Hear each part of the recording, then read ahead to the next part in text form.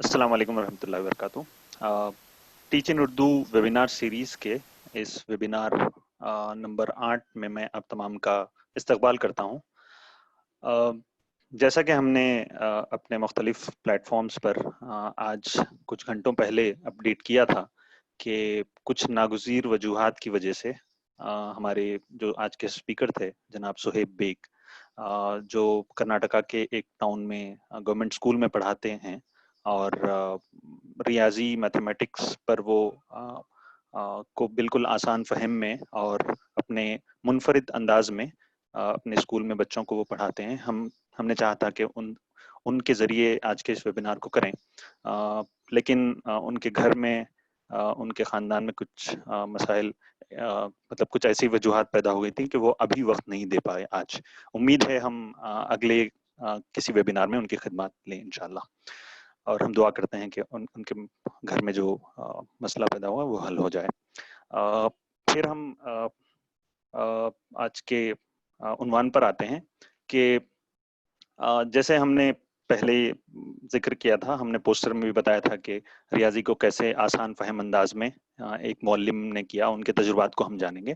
उसी से कुछ मिलता जुलता हमने सोचा कि इस वेबिनार को गुफ्तगू का अंदाज, गुफ्तगू का रुख दें। तो जैसे कि आप स्क्रीन पर देख रहे हैं कि रियाजी सीखने और सिखाने की अमली तदाबीर पर हम आप हजरात से गुफ्तगू करना चाहते हैं। तो इससे जाहिर है कि ये जो सेशन रहेगा, हमारी तरफ से जनाब मुजाहिदुल इस्लाम इसको मॉडरेट करेंगे और ये आप तमाम के लिए ओपन रहेगा, जिसमें आप अपने हैंड्स ऑन मैथमेटिक्स को लेकर और रियाजी को लेकर जो भी आपकी अमली तदाबीर हैं या आप हैंड्स ऑन जो तरीके इस्तेमाल करते हैं उस सिलसिले में अपनी बातें रखें। कुछ सवालात हमारी तरफ से भी किए जाएंगे और उम्मीद है कि आप भी अपने सवालात और अपने तजुर्बात और अपने एहसासात इस सिलसिले में रखेंगे, और उम्मीद है कि इस सेशन को हम इंटरैक्टिव रखें आखिर तक। इसी के साथ मैं ब्रदर मुजाहिदुल इस्लाम से ख्वाहिश करता हूं कि वो मॉडरेट करें सेशन को। शुक्रिया। अस्सलाम वालेकुम। तो जैसा कि आपको पता है, हम लोग जो है वो स्टार्ट करते हैं। हम लोग मतलब कोशिश करेंगे कि आपके एक्सपीरियंसेस इसमें आएँ, शेयर हों। जो टीचर्स जो है वो इस पे जो काम कर रहे हैं मैथ्स के ताल्लुक से और मैथ्स को इंटरेस्टिंग बनाने के ताल्लुक से, तो ज़्यादा फ़ायदा होगा हम सबों को इस सेशन से। तो इसलिए एक चीज़ जो है वो जो बैकग्राउंड हम रखना चाह रहे थे, कुछ सवालात हमने किए थे उस ताल्लुक से, लेकिन जो बैकग्राउंड है वो एक बैकग्राउंड है जो कि प्रथम का जो है annual status of education report असर, उस कॉन्टेक्स्ट में है कि आज से ऑलमोस्ट 7-8 साल पहले उन लोगों ने कुछ सर्वेस किए थे। उस हिसाब से उनके सर्वे रिपोर्ट का कहना था कि स्टैंडर्ड 3 के बच्चे जो हैं वो सिर्फ 26% बच्चे स्टैंडर्ड 3 के, दर्जा 3 के 2 डिजिट सब्ट्रैक्शन यानी 2 डिजिट का जो घटाव है वो कर पाते हैं। तो ये जो परसेंटेज है ये काफ़ी कम है। उसी तरीके से 2014 में इस रिपोर्ट इसने जो देखा वो ये कि उसमें घटाव मतलब वो नीचे गिरा, और वो रिपोर्ट का कहना था कि 2014 में 25% बच्चे जो है वो 2 डिजिट सब्ट्रैक्शन कर पा रहे थे। उसी तरीके से स्टैंडर्ड 5 ग्रेड दर्जा 5 के बच्चे जो है वो 24% 2012 में डिवीजन को उर्दू में क्या बोलते हैं, तक़सीम, तो तक़सीम कर पा रहे थे, और वो भी मतलब कि थोड़ा सा बढ़ा 2014 26%। तो उसी तरह उससे भी ज़्यादा जो अजीब सूरत हाल थी वो थी जब ये देखा गया कि दर्जा 2 के बच्चे सिर्फ उसमें 20% बच्चे थे जो कि नंबर्स को यानी रिकग्नाइज कर पा रहे थे प्रॉपरली। तो ये जो है ये एक सूरत हाल है। और दूसरी बात जो है वो इस ताल्लुक़ से है कि जो हमने सवाल किया है अपने ग्रुप में जो सवाल रखा है कि क्या आपको लगता है कि बच्चों में या आम तौर पे ये एक तरह का सिचुएशन है कि बच्चे जो है मैथ का एक फोबिया उनके अंदर डेवलप कर जाता है। और मतलब आप अपनी अपनी राय इस पे रखें। तो मतलब मुझे लगता है कि अगर हम इस तरीके से इन 3-4 सवालों को डील करें तो हो सकता है कि इस सेशन का हमें फ़ायदा होगा। तो जो पहला सवाल है, आप इस सिलसिले में क्या सोचते हैं और आपके एक्सपीरियंसेस क्या हैं, कि आप बच्चों में क्या ये चीज़ देखते हैं और क्या आप बच्चों से रियाज़ी के इस खौफ को दूर करने में कामयाब हुए हैं? अगर हाँ, तो कुछ मिसालें उस तरह की दें। तो इस पे कुछ बातें अगर ओपन हो तो मैं बस ऐसे ही रख रहा हूँ ये सवाल आप लोगों के लिए। मॉडरेट करने में मतलब मैं बात कर रहा हूँ, मैं गुजारिश करूँगा मोमिन भाई से और सदाकत भाई से कि वो देखें अगर हैंड रेज हो रहा है तो उन लोगों को मौका दें, और अगर चैट में भी आप डालना चाहें तो डाल सकते हैं, लेकिन बेहतर ये होगा कि बोलेंगे अगर आप तो ज़्यादा फ़ायदा होगा हम लोगों को।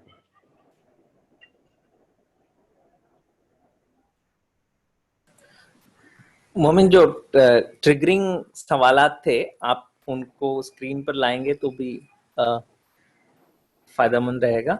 जी।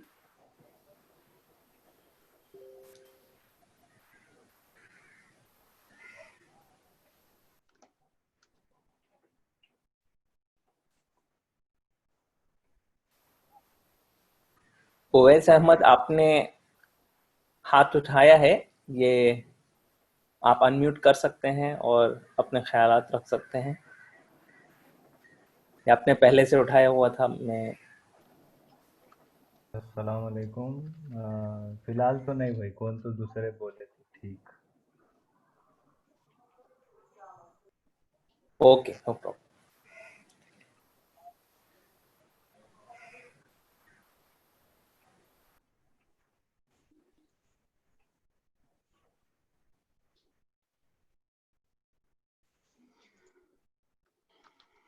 जी, उम्मीद है मेरी स्क्रीन विजिबल है, दिख रही है ना? जी।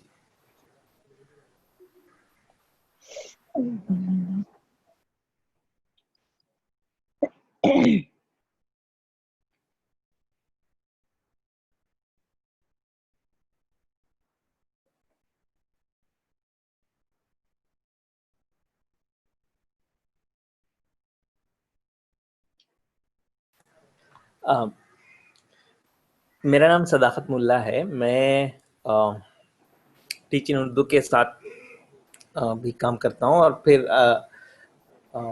Tata institute of social sciences के अंदर मुख्तलिफ एजुकेशनल प्रोजेक्ट्स में ख़ास तौर से बच्चों और असातिज़ा के साथ काम करने का मुझे मौका मिलता रहता है।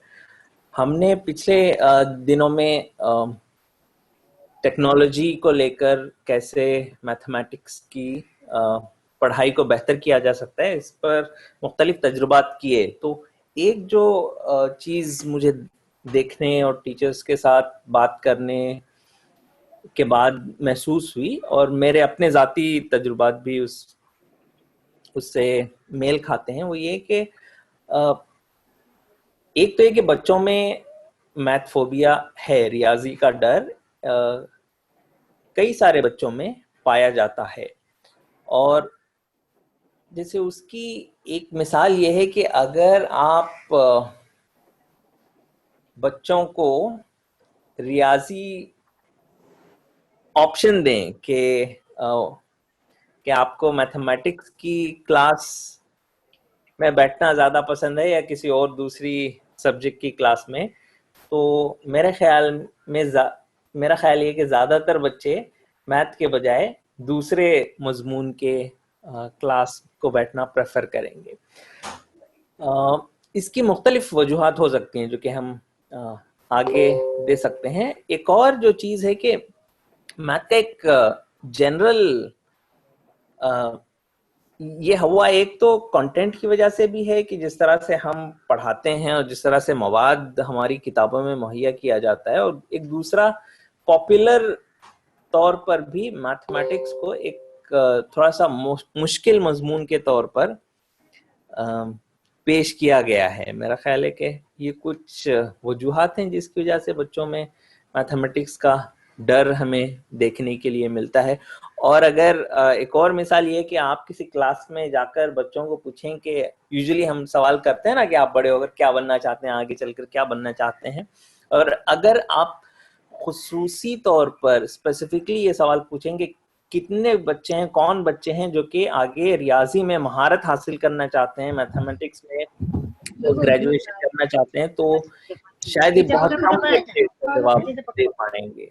तो ये कुछ बिखरे बिखरे ख्यालात थे जो मेरे थे।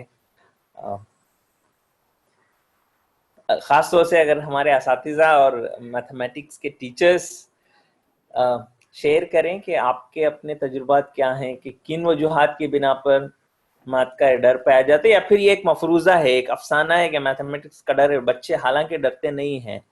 कुछ आंकड़े और नंबर्स मुजाहिद ने शुरू में शेयर किए। अगर आप समझते हैं कि नंबर्स गलत हो सकते हैं आपके अपने ज़ाती तजुर्बात की बिना पर, तो भी आप शेयर कर सकते हैं।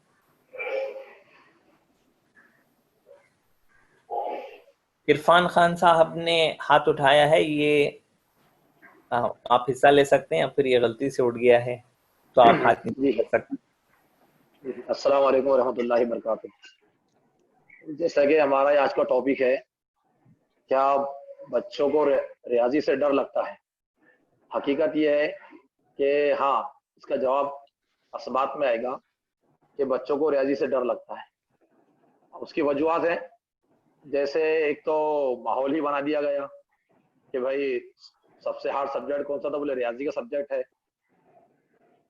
चाहे हमारे घर का माहौल हो, चाहे हमारे स्कूल का माहौल हो, चाहे दोस्तों का माहौल हो बच्चे का, तो एक किस्म का माहौल क्रिएट किया गया है एक्चुअल में कि भाई मैथमेटिक्स या रियाजी जो है तो ये एक बहुत भारी सब्जेक्ट है, इससे हम सही उस पर काबू नहीं पा सकते, सही तरीके से उसको सीख नहीं सकते। दूसरा चीज ये है कि ये टीचर पर मुनसिर करता है। कई स्कूलें आपको ऐसी दिखेंगी कि रियाजी का जो टीचर जब आता है तो बच्चों को बड़ी खुशी होती है। वजह यह है कि रियाजी का जो वो टीचर प्रैक्टिकल तौर पर हर चीज को समझाने की कोशिश करता है, थ्योरेटिकल नहीं रहता होता है वो। तो जब तक टीचर मुनासिब चीजों का इस्तेमाल करते हुए टीचिंग करेगा मैथ्स की, तो मैथ्स उसके बच्चों के लिए बोरिंग नहीं होगा। तो हमारा तरीका तदरीस में हमको चेंज करना पड़ेगा उसके, और इस वजह से बच्चों के दिल से जो है तो रियाजी का डर निकल सकता है। जी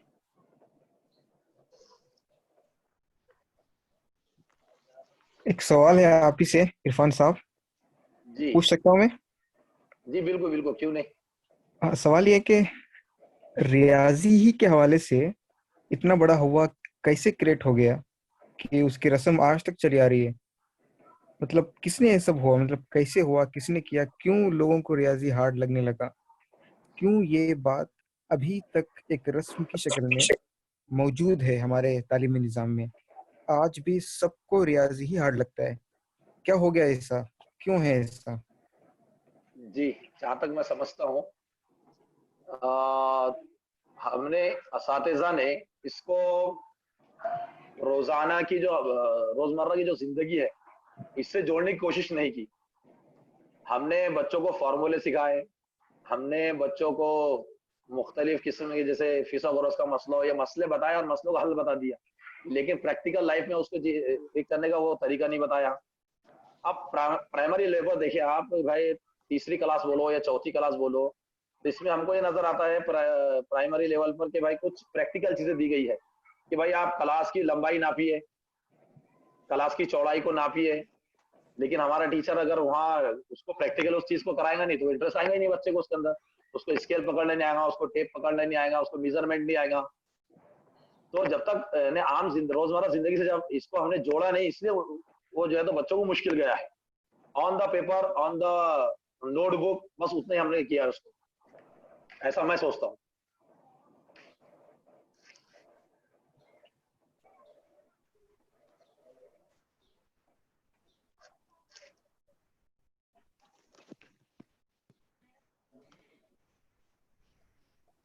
दूसरी बात, वो रियाजी की जो लैंग्वेज है दूसरे सब्जेक्ट्स के मुकाबले में बहुत ज़्यादा अलग है, वो यूनिक टाइप की लैंग्वेज है, वो उससे ज़्यादा हम सिमिलर भी नहीं हो पाते हैं। फेमिलियर नहीं हो पाते हैं, काफी डिफरेंट काइंड ऑफ लैंग्वेज इसमें यूज की जाती है। तो क्या ये भी रीजन हो सकता है टफ होने का? टर्मिनोलॉजीज लैंग्वेज के हिसाब से तो अलग अलग होती है। ये हो सकता है कि टर्मिनोलॉजीज हम स्टार्ट से सही सिखाए बच्चों को, इंग्लिश मीडियम के हिसाब से सिखाए तो और अच्छी चीज है। अलबत्ता उर्दू के अंदर जो टर्मिनोलॉजीज है बहुत थोड़ा बच्चों को पढ़ने में बोलने में हार्ड जाती है, ये बात तो है। उर्दू टर्मिनोलॉजी जितनी है, जैसे अगर उसको चौकोन बोलना है तो जू अरबतुल अजला, ये बोलने के लिए जो छोटा बच्चा है बहुत हार्ड जाता है उसको, तो समझना तो बात की बात है उसकी। और भाई लोग इस पर अपनी बात रखें।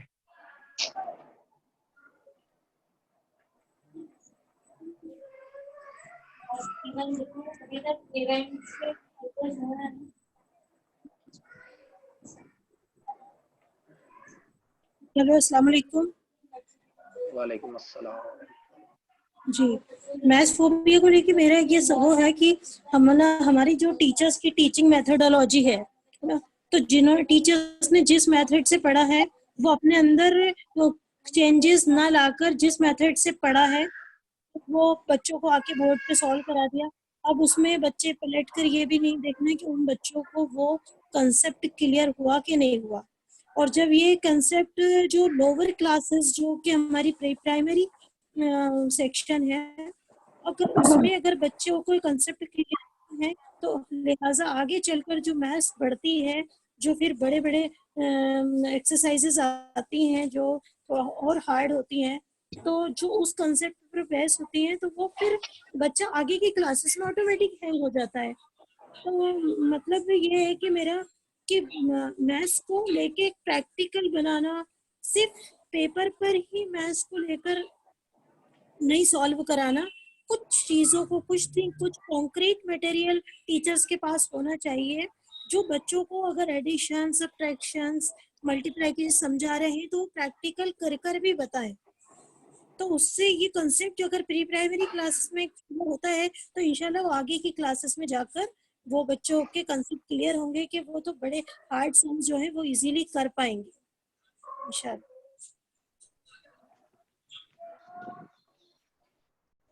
जी, ये बहुत अहम बात है कि ठोस चीजों को, यानी रियाजी के जो तसव्वुरात हैं उनको एब्स्ट्रैक्ट या बिल्कुल मुजर्रिद अंदाज में या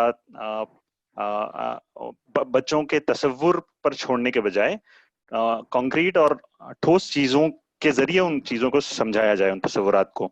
तो इस सिलसिले में अगर हमारे शुरका में से, और अभी जो बात कर रही थी फिरदौस खान, अगर आप किसी ऐसी मिसाल को, ऐसे मॉडल को जानते हो कि किसी रियाजी के तसव्वुर को बिल्कुल आसान फहम अंदाज में समझाया गया, तो आप वो मिसालें रख सकते हैं इस प्लेटफॉर्म पर। जी, एक मिसाल मेरे पास ऐसी है कि जो बच्चे हाउस बनाने के वो आता है ना, जिससे ब्लॉक्स का किट आता है एक कलरफुल स्क्वायर्स में। जी, वो बच्चों की प्ले के लिए आता है वो किट टीचर, उससे बच्चों को प्लस माइनस और ये सारी चीजें बहुत इजीली समझा जा सकती है। तो एक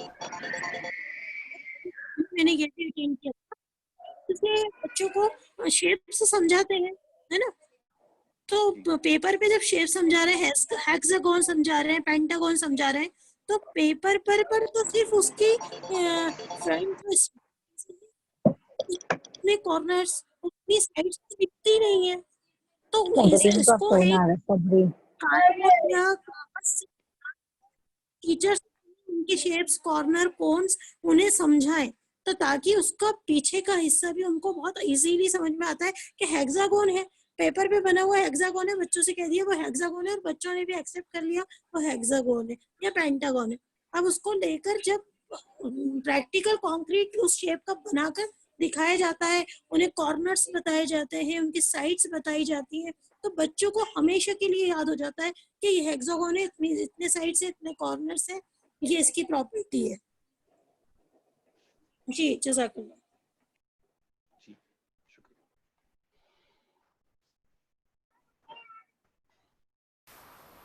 बहुत शुक्रिया मैडम। मैं भी आपसे एग्री करता हूं कि हमारा जो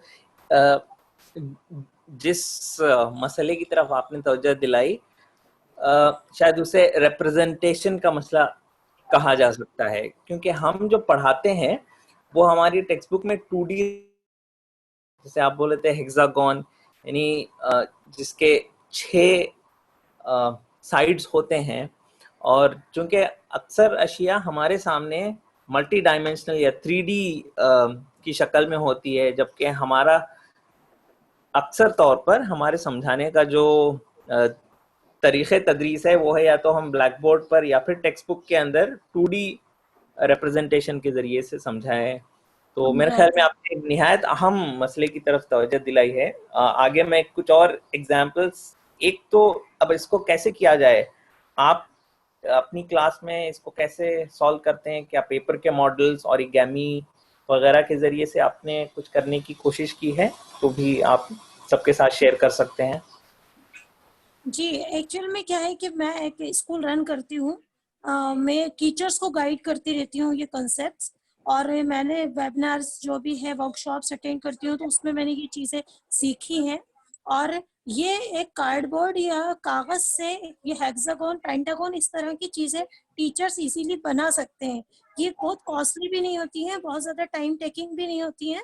तो जब क्लास में टीचर जा रहे हैं उससे पहले वो अपनी प्रिपरेशंस करके जाएंगे, उन्हें पता है बच्चे को कंसेप्ट क्लियर करना है, तो वो चीज़ों को बहुत इजीली एक्सप्लेन कर पाएंगे। जिस तरह मैंने आपको बताया आप सबको कि वो कंक्रीट, वो एक होता है मुश्किल से 100 रुपीज का एक किट होगा, वो साल भर काम आएगा, हर क्लास में काम आएगा। बच्चों को 2 कलर, रेड कलर के 2 ब्लॉक्स लिए, 2 ग्रीन कलर के, 2 पर 2 ऐड कर दिए तो क्या हुआ, वो 4 हो गए। तो आपको एडिशन समझा दिया, अगर 2 रेड कलर के ब्लॉक्स हैं, 2 ग्रीन कलर के ब्लॉक्स हैं, 2 + 2 ये ब्लॉक्स हैं, ये आपके इसमें से एडिशन करना है, तो अपने जो भी एडिशन सब्ट्रैक्ट करना है वो सब्ट्रैक्ट करके बता दिया। तो ये चीज़ें टीचर के पास किट के तौर पर मैथ्स टीचर्स के पास होंगे, तो ये बहुत ज़्यादा कॉस्टली भी नहीं है, और बच्चों के लिए और टीचर्स के लिए बहुत आसान हो जाएगा बच्चों को कंसेप्ट क्लियर कराना, क्योंकि हमेशा बच्चे एक मेथड से नहीं समझ पाते हैं। तो अलग अलग तरह की ऐसी बहुत छोटी चीज़ों को हम कलेक्ट करके और बच्चों को इजीली समझा सकते हैं।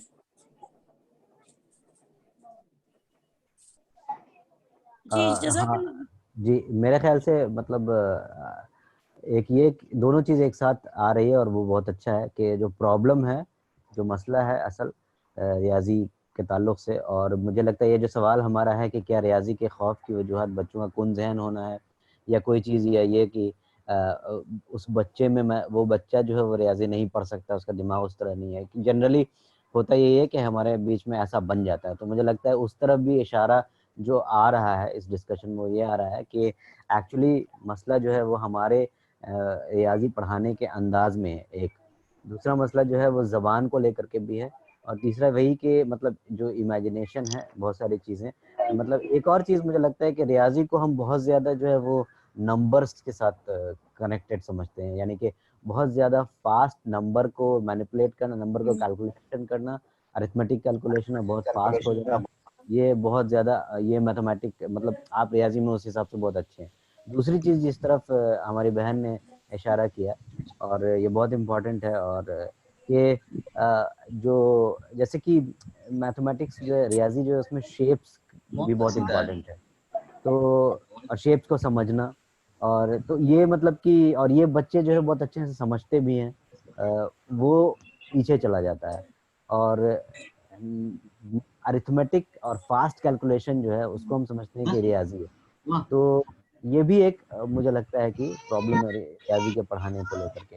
और जो एक बात वो भी आ रही है कि बच्चे अलग अलग तरीके से सीखते हैं, तो जाहिर है उसमें एक चीज़ जो है विजुअली सीखना, जैसे कि दूसरी चीज़ म्यूजिक के थ्रू सीखना, और ये सारी चीज़ें जो है वो, तीसरी चीज़ जो है जो आप ठीक है लैंग्वेज के थ्रू सिखा रहे हैं, तो ये मल्टीपल चीज़ें, कुछ बच्चे जो है वो हाथ से करने में बहुत अच्छे होते हैं, तो जिसको हैंड्स ऑन हम कहते हैं, तो मुझे लगता है उस तरफ भी इशारा हुआ है। तो मुझे लगता है कि इन सारे इसके अराउंड अगर आपकी तरफ से कुछ और एग्जाम्पल्स हैं और आप कुछ बता सकें, तो मुझे लगता है कि हम सबको बहुत फ़ायदा होगा। सनारा खान साहिबा ने हैंड रेज किया है, आपसे गुजारिश है कि आप अनम्यूटेड हैं, आप बात कर सकती हैं। अस्सलाम वालेकुम। वालेकुम सलाम। बहुत ही जब एक सेकंड ना, मेरे 2 मोबाइल शुरू है, इसके लिए आवाज को इको हो रही है।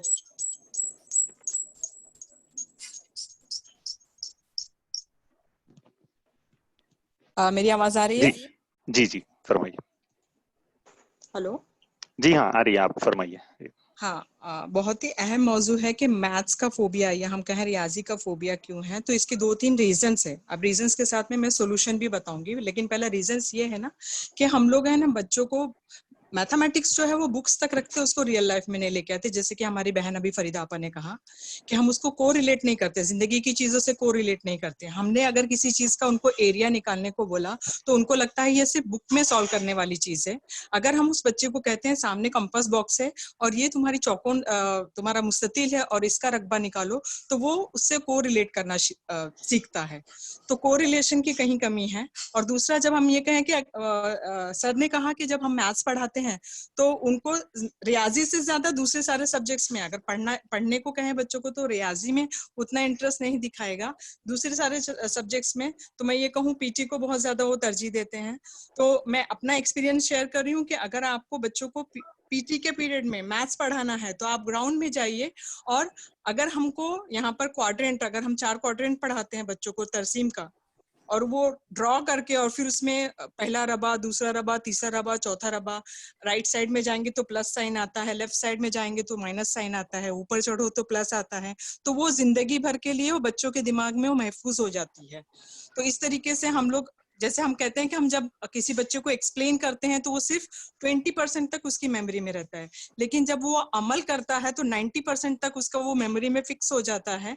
तो इसको अगर हम लोग ज्यादातर जैसे सिर्फ ड्रामाटाइजेशन या हम लोग कहेंगे कि अमली काम जो है वो ज्यादा मजमून में या हिस्ट्री में या ड्राइंग में नहीं होता है, हम चाहे तो इस मैथमेटिक्स को भी हम अमली काम के तौर पे अगर ज्यादा करते हैं तो अमल करने से वो चीजें हमारे जितने ज्यादा सेंस ऑर्गन्स काम करेंगे उतना ज्यादा वो उनके जहन में महफूज रहेगा। और उनको लगेगा प्लेग्राउंड में अगर कोई मैथमेटिक्स कर रहा है तो जाहिर सी बात है कि वो बच्चा एक तो एंजॉय भी कर रहा है और वो क्वाड्रेंट में खड़े रहना अलग अलग, या अगर आप एक्सपेरिमेंट करके देखें तो बच्चे एंजॉय भी करते हैं और उनके लिए वो हमेशा के लिए फिक्स हो जाता है, वो ग्राफ उनके जहन में हमेशा के लिए मरकूज हो जाता है।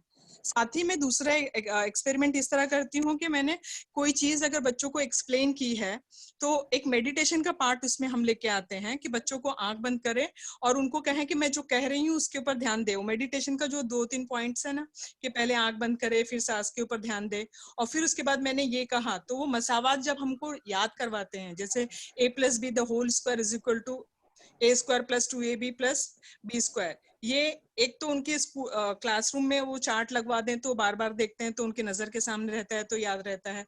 दूसरा, जब वो मेमोराइज करते हैं तो वो पिक्चर उनके दिमाग में क्लियर होती है।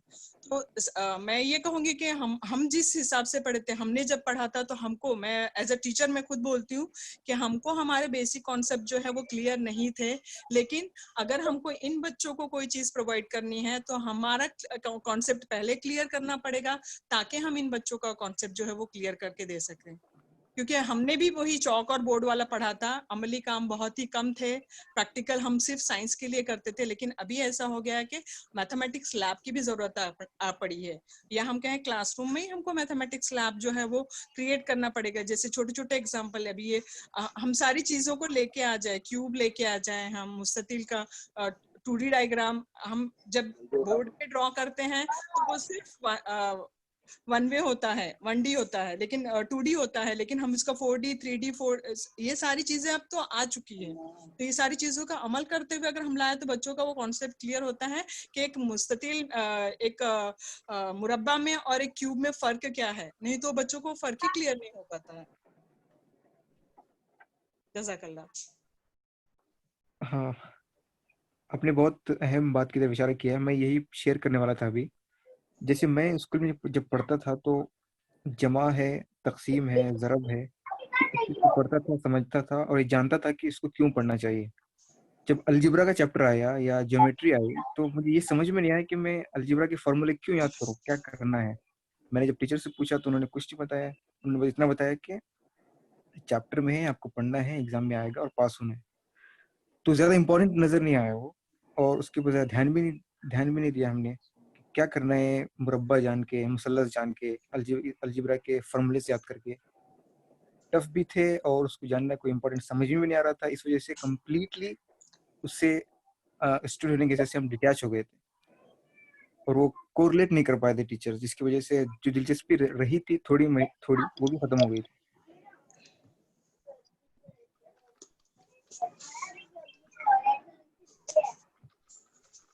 मेरे ख्याल से जो डिस्कशन हो रहा है उसमें एक चीज़ जो उभर कर आ रही है वो ये कि एक ये कि हमारा मैथमेटिक्स रियाजी पढ़ाने का तरीका जो है वो मतलब सही नहीं है।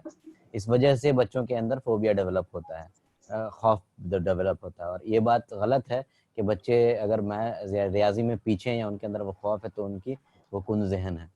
और जो चीज़ इसमें आ रही है वो ये कि सोल्यूशन के हिसाब से आ रही है वो ये कि रियाजी को हम किस तरीके से अपने हमारी जो ज़िंदगी है, बच्चे की ज़िंदगी है, बच्चे का जो कॉन्टेक्स्ट है जिसमें वो जीता है, उठता बैठता, और मुझे लगता है वैसे एग्जांपल्स भी आ रहे हैं, अगर हम उससे कनेक्ट करें रियाजी की जो भी चीज़ें हम पढ़ा रहे हैं तो वो बहुत अच्छे से उन चीज़ों को समझ सकता है। और इस तरह से हम ये जो प्रॉब्लम्स हैं बहुत सारे इसको, और ख़ास तौर से रियाजी में पीछे रह जाने और उसका एक खौफ डेवलप, या मतलब उसमें दिलचस्पी ना होना, और तो वो हम हल कर सकते हैं। तो कुछ एग्जांपल्स भी आए।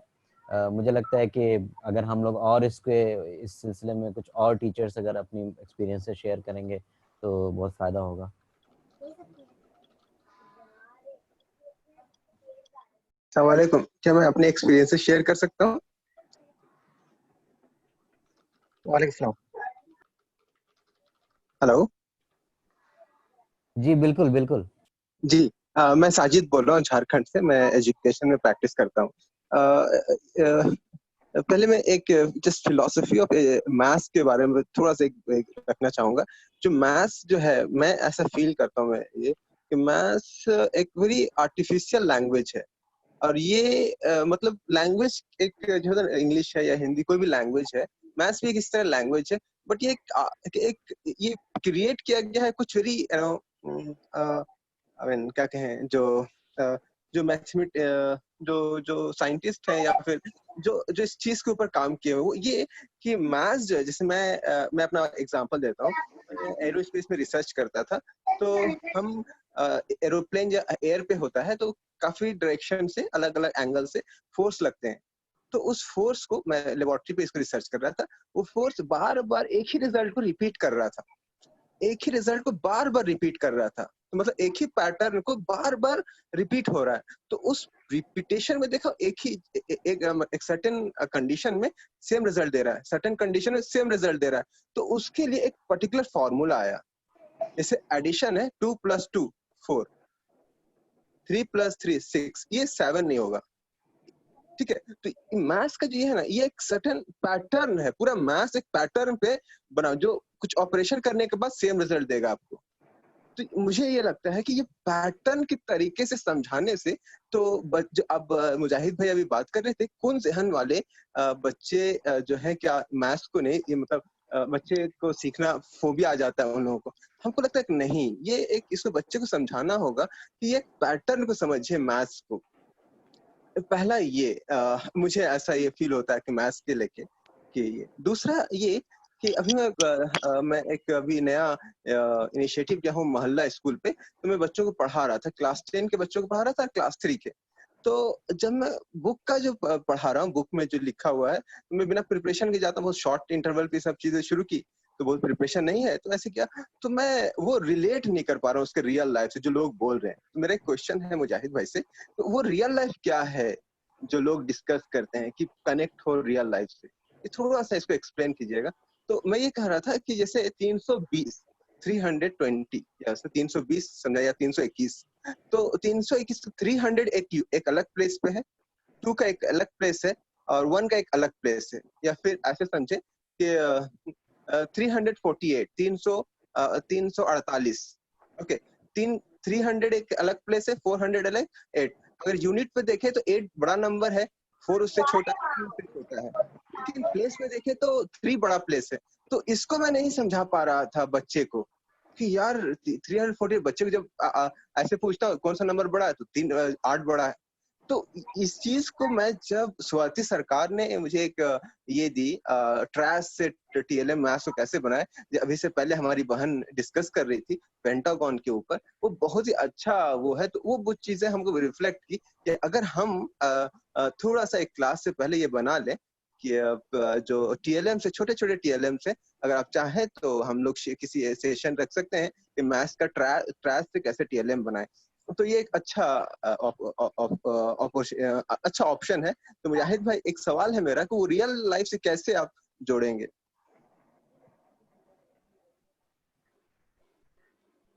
मेरे ख्याल से कुछ एग्जांपल्स तो आया है रियल लाइफ का। जैसे नंबर्स का मामला है, तो नंबर्स का जो एक कॉन्सेप्ट दिमाग में जो बनता है कि नंबर 1 क्या है, 2 क्या है, अदद क्या है, 3 क्या है, 4 क्या है।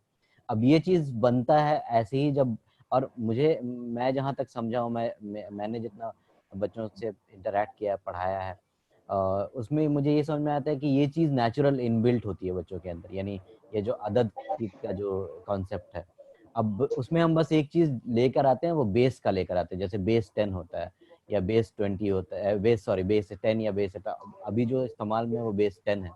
तो वहां से जब हम उनको जब चॉकलेट देते हैं या कोई चीज देते हैं, तो वहीं से उनके अंदर ज्यादा और कम और फिर उसको गिनने का एक नेचुरल एबिलिटी जो रहता है वो पैदा होता है। और फिर हम उनको वो एक, हम क्या करते हैं, उसको एक लैंग्वेज देने लगते हैं कि ये 1 है, इसको 1 बोलते हैं, 2 बोलते हैं, 3 बोलते हैं। तो मुझे लगता है कि वहीं से जो है वो उनके अंदर ये चीज जो रियल लाइफ में है वो कनेक्ट पैदा होती है। अब उसको लेकर के जब हम उनसे अदद के सिलसिले में उनसे अगर हम करेंगे बातचीत या उनको समझाएंगे, जैसे अबैकस का इस्तेमाल करेंगे या हम गणित माला का इस्तेमाल करेंगे, तो वो रियल लाइफ कनेक्ट पैदा करेगा उनके अंदर। यहाँ इस ताल्लुक से भी कि बेस 10 क्यों होता है, बेस 10 को लेकर के, और फिर इस ताल्लुक से भी कि प्लेस वैल्यू क्या होता है, जिसका जिक्र आप कर रहे थे कि 348 जो है वो उनके दिमाग में ये कैसे बैठे कि 3 का वैल्यू ज्यादा है यहाँ पे, 4 का वैल्यू जो है वो कम है यहाँ पे, और 8 का वैल्यू सबसे कम है। तो उस हैसियत से फिर मतलब, इसलिए जो हमारे सामने मेरे ख्याल से कुछ जो एग्जाम्पल्स आए भी हैं वो ऐसे ही आए कि अगर हम मतलब कि इस चीज को और जो सदाकत कह रहे थे रिप्रेजेंटेशन की बात, वो हर चीज का मतलब, यहाँ तक के शेप हो या नंबर हो, सब चीज दिमाग में जो है वो बन रहा है कि नहीं। तो ये चीज है। उसी तरीके से उनके लाइफ में जो है वो उनके जिंदगी में उनके मतलब जो चीजें वो, जिन चीजों के साथ वो खेलते हैं, उन सब चीजों में वो सारे शेप्स मौजूद है जब आप पढ़ा रहे हैं। वो सारे शेप्स अगर वो उसमें देखने लगे तो वो रियल लाइफ कनेक्ट पैदा करेगा उनका उससे। तो जैसे कि हमारी बहन ने कहा कि अगर वो बाहर जाते हैं पीटी में और वो क्वाड्रेंट्स आप बनाएं, तो मतलब कि वो रियल लाइफ कनेक्ट पैदा करेगा। तो उसी तरीके से जो भी प्रॉब्लम उनके या जो भी चीज वो देख रहे हैं उससे अगर हम कनेक्ट करेंगे अपने मैथमेटिक्स के पढ़ाने के अंदाज को और जो मतलब जो भी करिकुलम है उसको, तो मुझे लगता है कि वो रियल लाइफ होगा, वो रियल लाइफ कनेक्ट होगा। तो मुझे और हर चीज से हम एग्जांपल, यानी खेल से भी बहुत सारे एग्जांपल हम उठा सकते हैं जो हम कनेक्ट कर सकते हैं नंबर्स को लेकर के, शेप्स को लेकर के। और दूसरी चीज जो आप बोल रहे थे, और मुझे लगता है कि रियाजी की थिंकिंग में, रियाजी सोच जो मैथमेटिकल थिंकिंग है उसमें बहुत इंपॉर्टेंट है कि ये सिर्फ इस एक्चुअली मुझे जो चीज समझ में आया है वो ये समझ में आया कि रियाजी भी उसी तरीके से रोट वे है जिस तरीके से रटने का तरीका है कि कुछ फॉर्मूला रट लिया और उसको आप अप्लाई कर करके बार बार उसको सॉल्व कर रहे हैं। यहाँ तक कि आपको जब मल्टीप्लिकेशन का तरीका, डिवीजन का तरीका सिखा दिया गया, अब उसी को आप बार बार रिपीट कर रहे हैं। तो और उसमें अगर आप फास्ट हो जा रहे हैं तो आपको कहा जा रहा है कि आप रियाजी में बहुत आगे बढ़ गए। और बहुत सारे बच्चे ऐसे हैं जो कि जिनकी रियाजी सोच है, मैथमेटिकल थिंकिंग है, लेकिन वो ये अप्लाई नहीं कर पा रहे जो अपने एल्गोरिथम उनको बता दिया करने का, और फिर वो उनको हम शुमार कर लेते हैं कि वो पीछे हैं या कुंज़हन है। तो एक चीज तो ये यूनिवर्सल है कि कुंज़हन कोई बच्चा नहीं होता है, सब बच्चा इंटेलिजेंट होता है, सब बच्चा इंटेलिजेंट पैदा किया गया है। अब उनके सीखने का अंदाज अलग अलग होता है, उनके इंटरेस्ट अलग अलग होते हैं और उनका बैकग्राउंड अलग अलग होता है। ये सारी चीजें जो है वो मैटर करती हैं कि वो सीखेंगे कैसे और आप उनको रियाजी कैसे सिखाएंगे। तो मैं जो कहने की कोशिश कर रहा हूँ वो ये कह रहा हूँ कि रियाजी की सोच में एक चीज जो साजिद भाई आपने बताया कि आप कितना ज्यादा अब बच्चे के अंदर ये सोच पैदा करते हैं, ये एबिलिटी पैदा करते हैं, और वो है कि वो पैटर्न्स को कैसे देख रहा है, देख पाता है, हर चीज में पैटर्न देख लेता है, हर चीज में, शेप्स में भी, नंबर्स में भी, हर चीज में अगर वो देखने लगे तो नंबर जो शेप से कनेक्ट हो जाता है और ये सारी चीजें जो अलजेब्रा से कनेक्ट होने लगती हैं और अलजेब्रा की भी अलजेब्रा भी जो है उनको सिंपल लगने लगता है। तो ये और ये भी बहुत इंपॉर्टेंट है कि जो रियाजी की सोच है यानी मैथमेटिकल थिंकिंग उस सिलसिले में कि बच्चा जो है उसके अंदर शुरू से ये एबिलिटी डेवलप किया जाए कि वो खुद से एल्गोरिदम बना सके, यानी कि प्रॉब्लम सॉल्विंग का जो तरीका यानी कि मैथमेटिक्स या वो कैसे डिवाइड तकसीम जो कर रहा है वो खुद से कैसे मतलब कि कैसे कोई मेथड डिवाइस कर सकता है। तो आपने गॉस का नाम सुना होगा। गॉस जो है वो बचपन में ही उसको क्लासरूम में दिया गया था, सारे क्लासरूम में कि भाई 1 से 100 तक का मतलब जोड़ निकालो, तो सब बच्चे मतलब बिजी रखने के लिए दिया गया रहा होगा हो सकता है, लेकिन गॉस ने 1 मिनट में निकाल लिया। और गॉस ने इसलिए निकाला कि वो मतलब नंबर्स को या आदत को उस पैटर्न को उस तरह से देख रहा था, देख पा रहा था और उसने अपना एक मेथड निकाल लिया। ये मतलब हर बच्चे के अंदर वो गॉस है, उसको बस हमें मतलब डिस्कवर भी उस पाथ पे लेकर जाना है। तो मतलब मैं हो सकता है कि मैं कम्प्लीटली आपके सवाल का जवाब नहीं दे पाया हूँ, लेकिन उस इस लाइन पे, और मुझे लगता है कि इस लाइन पे अगर आपके सामने और कुछ मिसाल है तो और फायदा होगा। जैसे आप बता रहे हैं कि आप कर रहे हैं साजिद भाई, और भी दूसरे लोग जो कर रहे हैं इसके अराउंड एक्सपेरिमेंट या मुजाहिद भाई ने जो सवाल एक अच्छा चीज किया कि वो मैथमेटिकल थिंकिंग मतलब बच्चा मैथ्स के लैंग्वेज के साथ सोच मैथ्स को सॉल्व करने लगा।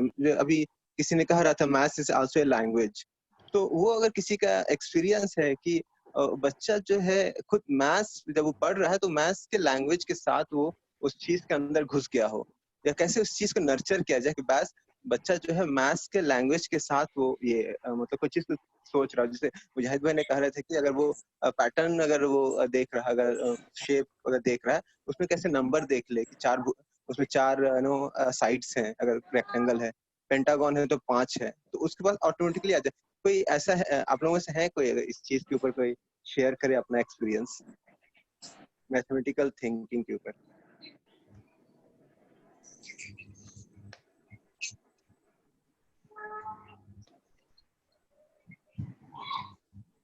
मैं एक एग्जांपल दूंगा। जैसे मल्टीप्लिकेशन है जिसको आप बोलते हैं उर्दू में क्या बोलते हैं, ज़र्ब करेक्ट ना? हाँ।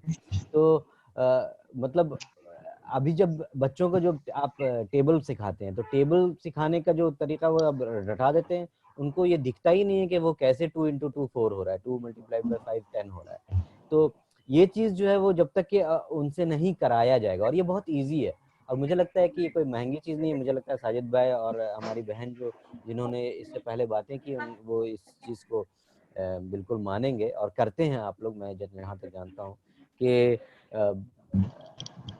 अगर मान लीजिए मैंने किया है, मतलब कि अगर चना ही ले लें हम या ऐसी कोई भी चीज ले लें और हम मतलब कि उनसे मल्टीप्लिकेशन के रिपीटेड एडिशन के पॉइंट ऑफ व्यू से उनसे टेबल खुद बनवाएं और वो टेबल खुद लिखें, तो वो टेबल तो खुद लिख देंगे। उनको तो कहीं पे जाकर के देखने की भी जरूरत नहीं है, कोई बुक खोल करके उनका बुक अपना होगा टेबल का और वो समझ भी लेंगे और कैसे हो रहा है और उनको याद भी हो जाएगा। तो ये चीज जो है वो यही चीज है जो रियल लाइफ से कनेक्ट करती है। और ऐसी इसी तरीके जब वो शुरू करेंगे देखना तो उनको पैटर्न भी दिखने लगेगा डिफरेंट तरीके से।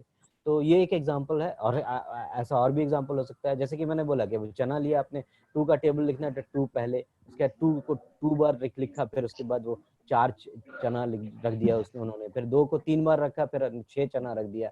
तो इस तरीके से उसी तरीके से आप गणितमाला ले लीजिए। गणितमाला आप लोग सब जानते होंगे कि वो भी उसी तरीके से उनके अंदर, और ये जो है वो उनके अंदर नंबर जो है वो उसका एक कॉन्सेप्ट पैदा करेगा। तो और भी एग्जांपल मुझे लगता है आना चाहिए।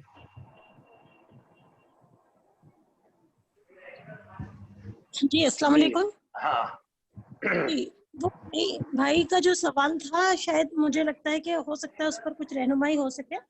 जो था ना कि नंबर छोटे और बड़े का कंसेप्ट कैसे मतलब क्लियर करें। कभी कभी 3 बड़ा है और 8 छोटा है, तो इसको अगर मैं जहाँ तक समझ पाई हूँ तो मेरा अपना ये है कि हम यूकेजी क्लास से लेके बच्चे को जब भी सम्स करा रहे हैं, यानी हमने नंबर्स ही लिखवाए हैं जहाँ से 2 डिजिट नंबर शुरू हो रहे हैं, तो ये वंस टेंस प्लेस वैल्यूज को बहुत अच्छे से क्लियर करें। ये टीचर को भी क्लियर होना चाहिए और बच्चों को भी। वंस टेंस 100 मतलब इंटरनेशनल न्यूमेरिकल नंबर और इंडियन जो नंबर में है इकाई, दहाई, सैकड़ा, हजार, 10,000, इसके अंदर जब हम नंबरों को बच्चों को सिखा देंगे, उसकी वैल्यू पे कोई भी कितना ही बड़ा 9 भी आ जाए तो उसकी वैल्यू 1 पर होगी, है ना। 10 वैल्यू पर अगर वो 1 भी आ रहा है तो 10 वैल्यू का कहलाएगा।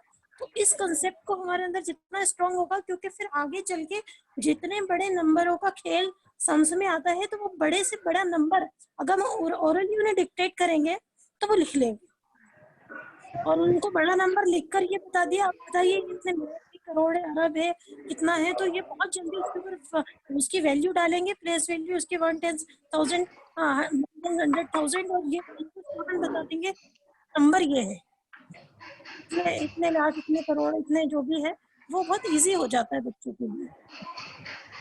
जी भाई साजिद भाई बात कर रहे थे कि भाई 348 इसको कंसेप्ट क्लियर कराना है बच्चे के अंदर, है ना। तो बच्चा ये सोचता है कि भाई 8 बड़ा है कि 4 बड़ा है कि 3 छोटा, अब हम बोले कि 8 छोटा इसके मुकाबले में, तो इसे हम हमारी करेंसी के जरिए से समझा सकते हैं बच्चे को। जैसे 348 है तो 100 के 3 नोट्स ले हम तो ये 300 है, 10 के 4 नोट ले तो वो 40 हो रहे हैं, और बाकी जो है तो हम सिक्के ले ले पॉइंट्स, तो इसके जरिए से मालूम पड़ेगा कि अब बच्चा खुद समझ जाएगा कि 8 सिक्के हैं बड़े हैं कि 100 के 3 नोटें बड़ी हैं या 10 के 4 नोटें बड़ी हैं। तो हमारी करेंसी के जरिए से हम इस कंसेप्ट को क्लियर करा सकते हैं, एक ये चीज। दूसरी बात हो रही थी लैंग्वेज की, अपने मैथमेटिक्स की लैंग्वेज की। तो बुनियादी तौर पर जो हमारी प्राइमरी क्लासेस होती है उस क्लासेस के अंदर हमारे महाराष्ट्र के अंदर बाकायदा ट्रेनिंग हुई टीचर्स की कि अगर गिनती बच्चों को सिखाना है तो उसकी जबान है, जैसे इशारती जबान है, अशिया की जबान है, तस्वीर की जबान है, निशानी की जबान है, कहानी की जबान है। मिसाल के तौर पर हमको बच्चों को 2 सिखाना है तो बच्चों को कहानी से शुरू करते हैं कि भाई देखिए झाड़ पर 2 चिड़ियां बैठी हैं, अभी 2 का तस्वुर नहीं है, सिर्फ 2 बैठी हैं, ये बताएं बच्चों को हम लोग। जैसे 2 निशान लगा दे ब्लैक बोर्ड पर, कुछ तारे बना दे, फूल बना दे, तो उसके जरिए से बता सकते हैं कि ये 2 फूल है ना। तस्वीर है, किसी के तस्वीर के अंदर 2 बिल्लियां हैं या 2 मुख्तलिफ किस्म के जानवर हैं, तो हम बच्चों से पूछे कितने हैं, बच्चे खुद बता सकते हैं कि 2 है ना। इशारों, हमारी उंगलियों के इशारों से हम बता सकते हैं। और जब ये टोटल लैंग्वेज हो जाए तो लास्ट के अंदर उसकी तहरीरी लैंग्वेज है, 2 लिखे हैं हम ब्लैक बोर्ड में, हम इसे कहते हैं, इसे 2 पढ़ते हैं करके। तो ये तरीका अगर हम अपनाएंगे तो बच्चों के अंदर जो 1 2 3 से लेकर है वो कंसेप्ट पूरा क्लियर होगा। और ये भी हमारी इस ट्रेनिंग के अंदर महाराष्ट्र के अंदर कि 1 to 5 को पहले सिखाया जाए, और 1 to 5 में ही हम लोग जो है तो जमा भी सिखाएं उनको और वज़ा भी सिखाएं। फिर उसके बाद जो है तो 0 का तस्वुर लाएं, और उसके बाद में 6 से लेकर 9 तक के हम लेके जाएं बच्चों को। ये अगर हम प्राइमरी स्टेज पर ये कंटिन्यूअसली और तरतीबवार इस चीज को करेंगे तो मैं समझता हूँ कि जो आदाद की परेशानी बच्चों को यहाँ से क्लियर होगी। और रियाजी को पढ़ाते वक्त बेहतरीन चीज ये है कि भाई हम लोग कंसेप्ट क्लियर करें बच्चे का। जब तक बच्चे का कंसेप्ट क्लियर नहीं होगा हम रियाजी पढ़ा नहीं सकते, और उसके लिए जरूरी है कि हमारा कंसेप्ट क्लियर हो। कंसेप्ट क्लियर करने के लिए बहुत सारी चीजें हो सकती है, जैसे अभी हम देखेंगे 348 की मिसाल दिया मैंने आपके, ये इस तरह हो सकता है, और भी बहुत सारी मिसालें हो सकती है, ऐसा मैं समझता हूँ। जी आपका तारुफ हो जाता है या आपने बताया क्या? जी मैं इरफान खान अकोला से, महाराष्ट्र, प्राइमरी टीचर हूँ मैं। तो मेरे ख्याल से ये जो एग्जाम्पल है ये बेहतरीन एग्जाम्पल है जो आपने दिया है। करेंसी के थ्रू प्लेस वैल्यू का जो कॉन्सेप्ट है ये और ये बहुत ही मतलब जहाँ जहाँ यूज किया गया है बहुत ही कामयाब मेथड, और मुझे लगता है आप भी यूज करते ही होंगे। जी जी जी हम भी एग्री हैं, बहुत अच्छा सॉलिड एग्जांपल है। जी कुछ लोग हैंड रेस किए हैं, मैं नाम देख रहा हूँ सिबगत, वो अपने आप को अनम्यूट करके आप अपनी बात रख सकते हैं। अस्सलामुअलैकुम।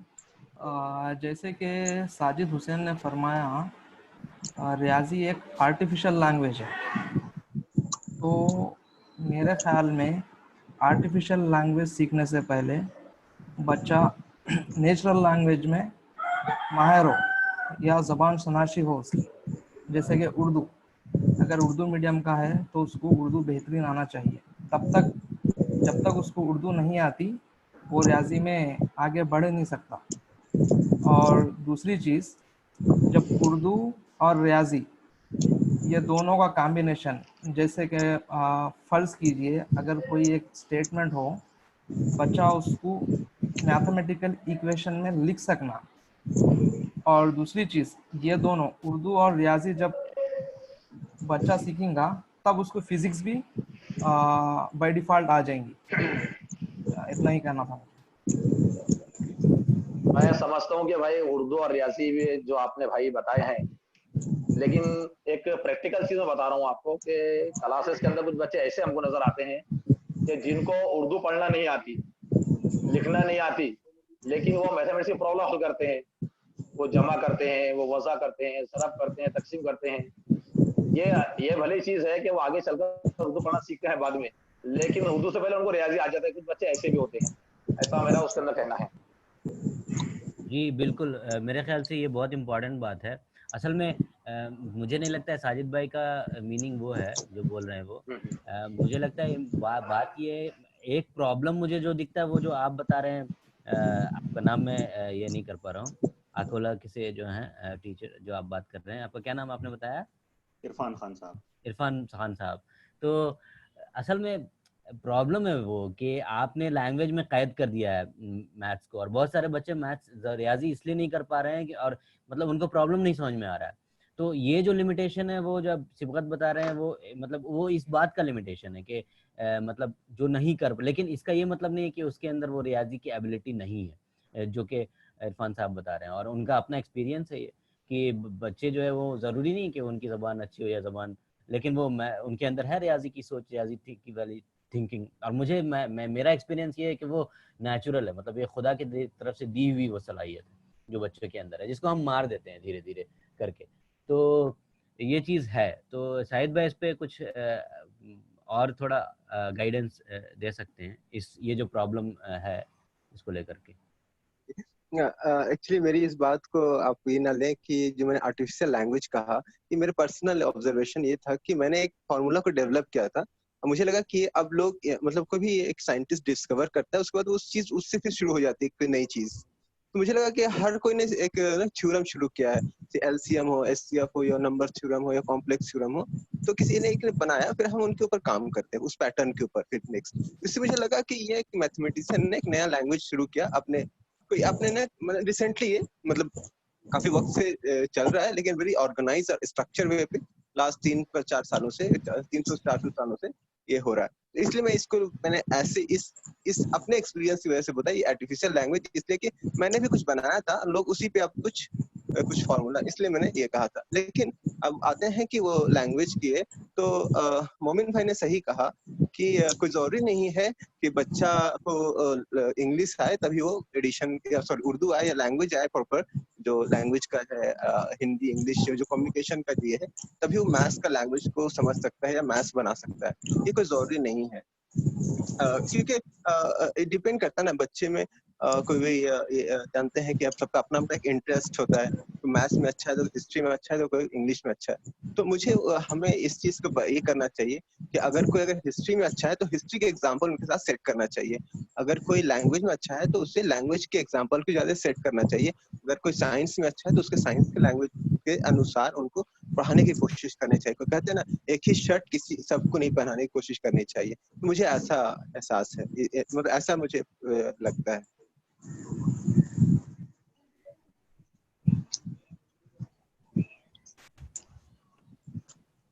अस्सलाम वालेकुम। वालेकुम अस्सलाम। जी, मैथ्स का जो डर बता रहे हैं यहाँ पर, बच्चों में है डर मैथ्स का।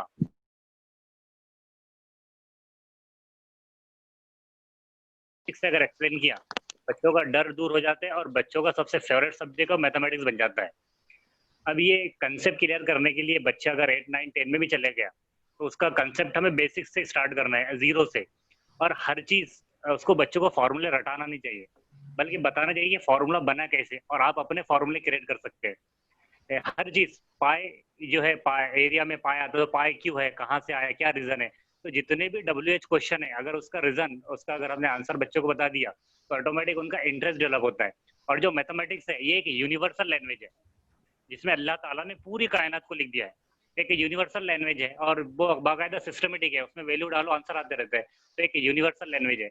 दूसरा, मैथ्स की एक डेफिनेशन गैलीलियो ने बताया था। गैलीलियो ने ये कहा था कि मैथमेटिक्स जो है ये एक यूनिवर्सल लैंग्वेज है जिसमें अल्लाह ताला ने पूरी कायनात को लिख दिया। दूसरा, मैथमेटिक्स जो है ये एक इंटरेस्टिंग गेम भी है जिसमें सिर्फ हम नंबर और सिंबल के साथ खेलते हैं। पूरे मैथ्स के अंदर अगर हम बेसिक से देखें और आखिर तक, तो उसके अंदर नंबर और सिंबल ही है जिससे हम खेलते हैं। और ये जो मैथमेटिक्स है इसको पढ़ाते पढ़ाते हम डेली लाइफ, उसकी जो एप्लीकेशन है रियल लाइफ में अगर वो बच्चों को पता है और बच्चों ने उसको प्रैक्टिकली अप्लाई किया तो ऑटोमेटिक बच्चों को समझ में भी आता है और बहुत ज्यादा मजा आता है। बच्चों को स्टेट का सिलेबस पढ़ाने के साथ साथ अगर हम NCERT का सिलेबस पढ़ाते हैं तो उससे भी बच्चों के बहुत ज्यादा कंसेप्ट क्लियर होते हैं। NCERT के आगे बढ़कर बहुत सारी बुक्स अवेलेबल है मार्केट में कॉम्पिटिटिव एग्जाम के लिए। RD शर्मा की बुक है, पियर्सन की बुक है, MTG है। ये अगर बुक्स बच्चों को पढ़ाए हम तो बच्चों के कंसेप्ट भी बहुत अच्छे स्ट्रॉन्ग होते हैं और बच्चों में बहुत ज्यादा मजा आता है। और इतना सबसे फेवरेट सब्जेक्ट बच्चों का मैथमेटिक्स बन जाता है। और अगर मैथ्स उनका अच्छा सब्जेक्ट बन गया तो इसका असर दूसरे सब्जेक्ट भी पड़ता है। उनका साइंस बहुत अच्छा हो जाता है, उनका मेंटल एबिलिटी जो है, सोचने समझने की सलाहियत बढ़ जाती है। तो बहुत सारी चीजें जो बच्चों के अंदर डेवलप हम कर सकते हैं। तो ये पूरा डिपेंड है टीचर पे कि टीचर किस अंदाज में उसको पढ़ा सकते हैं। अगर इस टाइप का हमने बच्चों को पढ़ा है तो बच्चों का कंसेप्ट बहुत क्लियर हो जाता है और बच्चों में इंटरेस्ट भी आता है। जी जज़ाकल्लाह। एक अहम बात जिसकी तरफ आपने, हाँ जी बोलिए मोमिन जी, मैं बस रिपीट करना चाह रहा था कि आपने बताया कि हर क्लास में ये देखा जाए कि बच्चों की रियाजी समझने की इस्तेदाद कैसी है। ऐसा नहीं कि जो निसाब है वहीं से शुरू कर दिया जाए, बल्कि ये देखा जाए कि उनकी सलाहियत कितनी है उन तसव्वुरात को समझने की, और उसके मुताबिक उनको रिपीट किया जाए, आमुख्ता किया जाए, फिर उस जो निसाब है, करिकुलम है, उसको पढ़ाया जाए। तो ये बहुत अहम बात है। जी साजिद भाई, आप कुछ कह रहे थे। अगर उनका बेसिक क्लियर हो गया तो उनकी ऑटोमेटिक स्पीड बढ़ जाती है पढ़ने के लिए। और जो साल भर का जो सिलेबस है वो हम 1.5-2 महीने में भी उनको पढ़ा सकते हैं अगर कंसेप्ट उनका क्लियर हो गया है तो मेन फोकस जो हमें करना है उनके बेसिक फाउंडेशन के ऊपर। अगर फाउंडेशन स्ट्रांग हो गया तो बच्चे ऑटोमेटिक बहुत स्पीड से पढ़ लेते हैं फिर।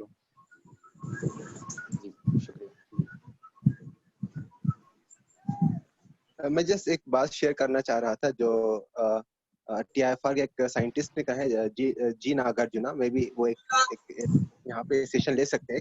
वो ये कहते हैं कि क्लासेस जो है, जिसी बहन ने कही कि ये मतलब एक्टिविटी होनी चाहिए वहाँ पे। तो हमको लगता है कि मैथ्स के क्लासेस में ज्यादा एक्टिविटी हो तो मैथ्स फोबिया बहुत आसानी से सॉल्व किया जा सकता है, कम किया जा सकता है।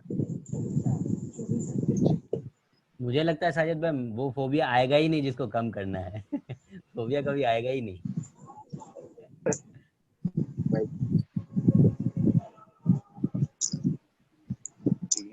इसमें जैसे इससे पहले भी बात आई थी कि अरिथमेटिक या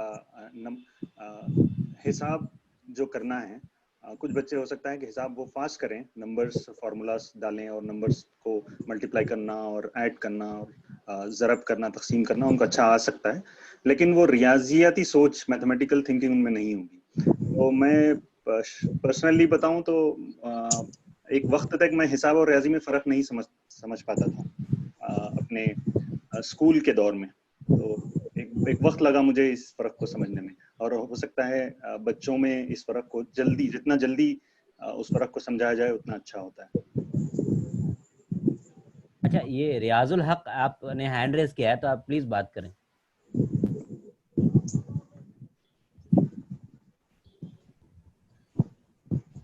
जी, मैथ्स के अंदर जितनी भी टर्मिनोलॉजी है, तो अगर हर चीज को हम पूरा क्लियर किए, कंसेप्ट प्लस का जो सिंबल है वो उस टाइप का ही क्यों आता है, वही क्यों यूज किया गया, दूसरा सिंबल क्यों नहीं लिया गया, माइनस का सिंबल ही इस टाइप का क्यों लिया गया, क्या रीजन है उसके पीछे। और माइनस में बेसिक ऑपरेशन मैथ्स के अंदर सिर्फ 2 ही है, प्लस और माइनस।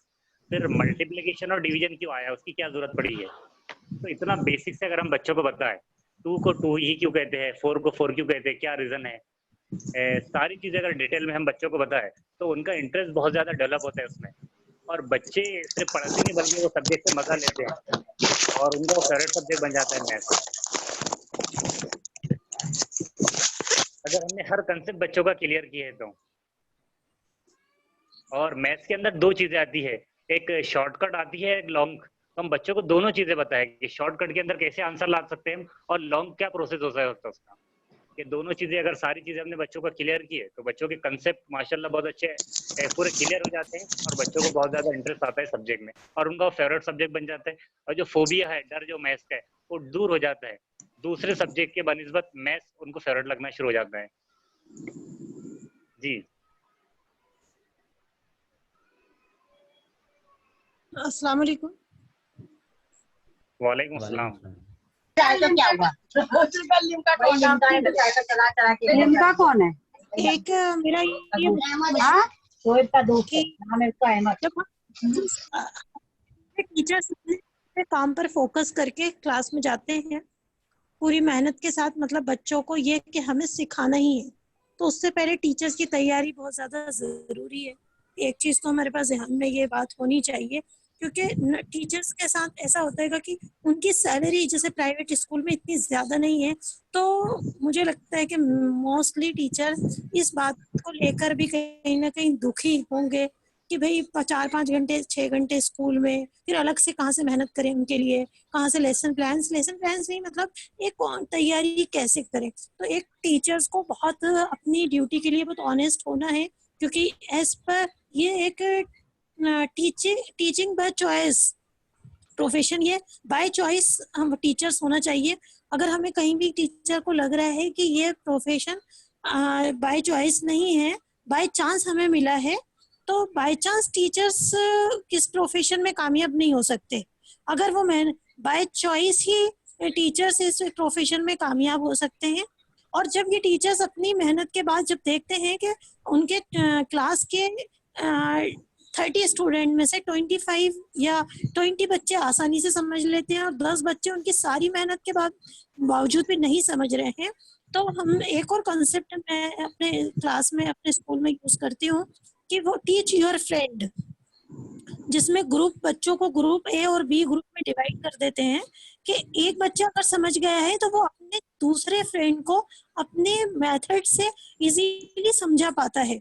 अगर टीचर्स नहीं समझा पाए हैं वो टीचर, तो बच्चा दूसरे, तो एक बार वो बच्चा एक बच्चे को पढ़ाएगा, दूसरा स्विच करने के बाद दूसरा बच्चा पहले बच्चे को पढ़ाएगा, तो उसमें क्या समझ में आता है कि एक मेंटल लेवल एक जैसा होता है, वो एक दूसरे को चीज समझाने में आसानी हो जाती है उनको। तो ये चीज मुझे बहुत अच्छी भी लगी और हम यूज भी करते हैं कि ये वाली चीजें बच्चों के बहुत काम आती है, कि जब हमने देख लिया कि अब नहीं आ रहा बच्चों को समझ में, या हमारे क्लास में किसी भी सब्जेक्ट में हो सकता है, ये सिर्फ मैथ्स के लिए ही नहीं है, कि टीच योर फ्रेंड ए और बी एंड ए, इस तरह इंशाल्लाह तो हमारे रिजल्ट्स और ज्यादा इंशाल्लाह अच्छे होंगे। ये बहुत अच्छा पॉइंट है और मुझे लगता है कि इसका मतलब इसको प्रैक्टिकली करना चाहिए, लेकिन जो हमारा तालीमी निज़ाम है उसमें जो कंपटीशन का जो एक ये है होड़ है, उसमें मतलब कई बार ऐसा होता है कि मैं क्यों अपना सिखाऊं किसी को, अपने दोस्त को क्यों सिखाऊं, तो ये चीज़ जो है वो कैसे एड्रेस होगी। लेकिन मैंने तो बहुत एक्सपीरियंस किया इस चीज़ को, जिसको पीयर लर्निंग कहते हैं, और ग्रुप्स में जो सिखाने का जो तरीका है, बच्चे खुद दूसरे बच्चे को सिखाएं, तो उनका भी कॉन्सेप्ट बहुत अच्छा बनता है और वो सिखा भी पाते हैं, वो भी कुछ इंटरेस्टिंग वेज भी इस्तेमाल करते हैं सीखने के। तो this is a very beautiful example.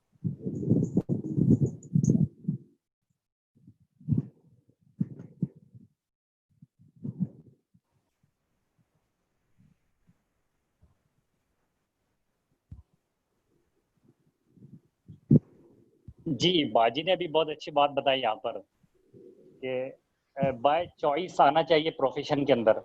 अगर हमने हमारे पैशन को प्रोफेशन कन्वर्ट कर दिया है तो फिर जिंदगी भर तक हमें कोई काम करने की जरूरत नहीं होती है, बल्कि हम मजा लेते हैं उस प्रोफेशन से। तो जो पैशन होता है, अगर पैशन हमारा टीचिंग का है, एक्सप्लेनेशन का है, तो वही लोगों ने टीचिंग में आना चाहिए।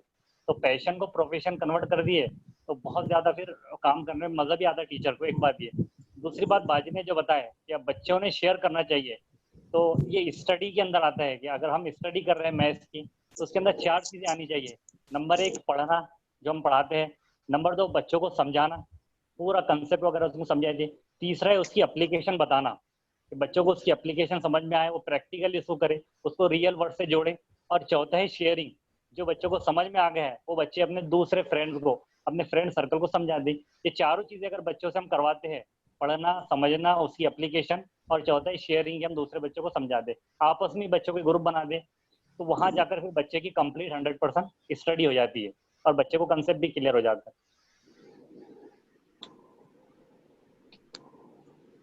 मेरी ख्वाहिश है कि मुजाहिद या कोई और या सदाकत आईसीटी एंड मैथ्स के ऊपर थोड़ा सा कुछ बातें रखते हैं। मैं सोच रहा था ये साजिद भाई कि आप अगर कुछ जो भी बातें यहाँ पे हुई हैं, अगर आप कुछ चीज़ें उसकी अगर आपके पास अभी फिलहाल है तो वो दिखा देते, उसके बाद फिर अगर नहीं, क्योंकि वक्त भी हो चला है, 4:08 हो चुका है, तो पता नहीं हम लोग उसको कहाँ तक आगे बढ़ा सकते हैं। एक बार फिर से रिपीट करें।